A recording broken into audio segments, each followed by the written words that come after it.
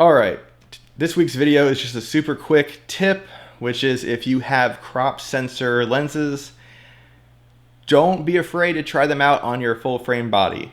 I know there are a few Canon lenses that may cause issues, so you might want to tread lightly with those.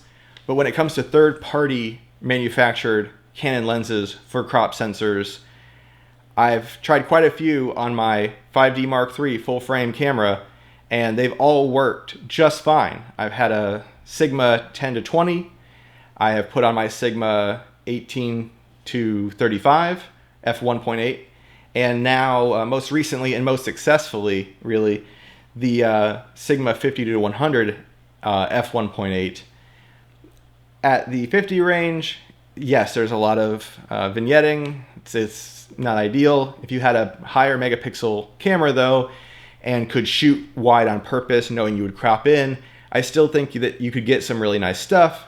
But with this, on the 100 side of things, I was ending up with just a little bit of vignetting, not a big deal.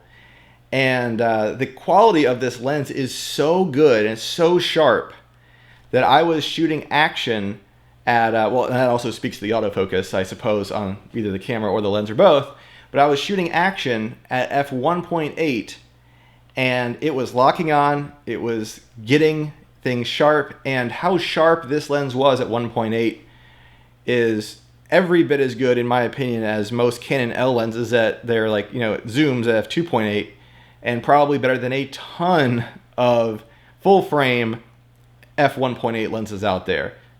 I've definitely tried a few that I can say that about with certainty. So yeah, if you are working with both crop and full frame cameras out there, if you've got some crop lenses hanging around, like in my case for the video I do, it's a GH5 with a speed booster, so it's aps-c style size sensor at the end of the day with that converter. That's why I have this lens in the first place.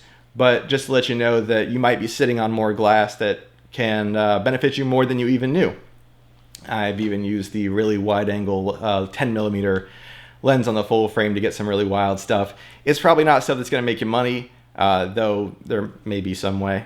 But just a quick tip, if you got crop lenses out there, unless they are Canon made lenses that have like a plastic gusset in the back or something, I don't know, do your own research with that. But with these third-party brands, I think I've also put a Tokina on before as well, they've all worked without a problem and sometimes ended up rendering some really solid results. So give it a shot.